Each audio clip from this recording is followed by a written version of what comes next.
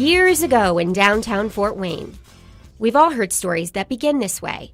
Unless you've witnessed downtown change throughout the decades, it's difficult to envision our city's vanished past. The details can get hazy even for those who have, but pictures can travel in time.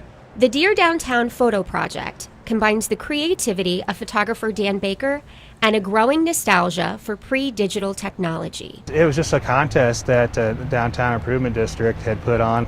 I thought, that's pretty cool. In response to that call for artistic images of downtown, Baker began replicating old photographs, using surroundings as they are today. Well, first of all, you have to have a good photograph. You want them to be interesting for the viewer to look at. The crudeness of holding an old image in one hand and photographing it with the other appealed to Baker at first.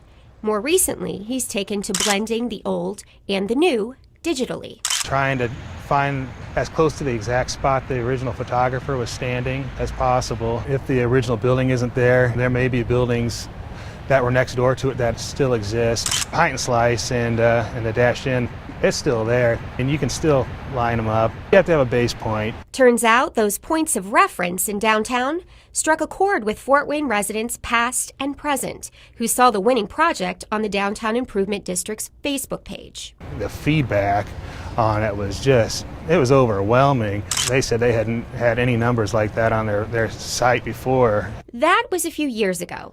The Dear Downtown project started with 12 to 15 images and continues to grow. The one I'm happiest with, it's one of the storefronts here on Calhoun Street, and then there's another one of the American Legion there on West Wayne Street. I got lucky. A lot of the lines matched up perfectly, and it worked out. Those are my two favorites. To take your own Dear Downtown photos, you can start by searching for images in the community album on the Allen County Public Library's website.